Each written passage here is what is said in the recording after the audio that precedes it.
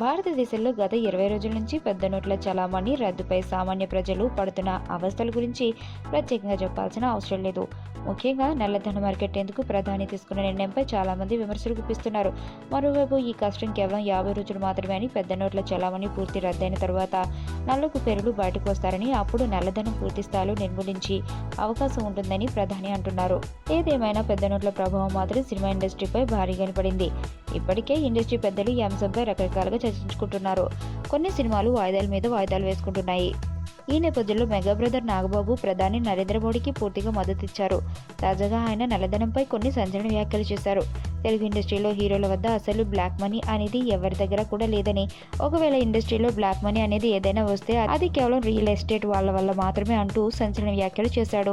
కొంతమంది రియల్ దందాలు నిర్వహిస్తూ అక్రమంగా డబ్బు సంపాదిస్తున్నారని, అలాంటి వారు పెట్టుబడులు పెట్టి సినిమాలు నిర్మిస్తున్నారని, అలాంటి వారి వద్ద నల్లధనం ఉంటుంది, కానీ కష్టపడి సినిమాలో నటించే నటీనటుల వద్ద నల్లధనం ఉండదని అంటున్నారు. రియల్ ఎస్టేట్ వాళ్ళ వల్ల మాత్రమే బ్లాక్ మనీ ఇండస్ట్రీలోకి వచ్చిందని అంటున్నారు. అయితే టాప్ హీరోలు అందరూ తీసుకుంటున్న రెమ్యునరేషన్లో ఎంత సొమ్ము బ్లాక్లో తీసుకుంటున్నారో నాగబాబుకు తెలియనిదా? కొంతమంది నెటిజన్లు విమర్శిస్తున్నారు. నీ స్నేహితుడు ఎవరో తెలిస్తే నీ క్యారెక్టర్ తెలుస్తుంది. నీ శత్రువు ఎవరో తెలిస్తే నీ కెపాసిటీ తెలుస్తుంది.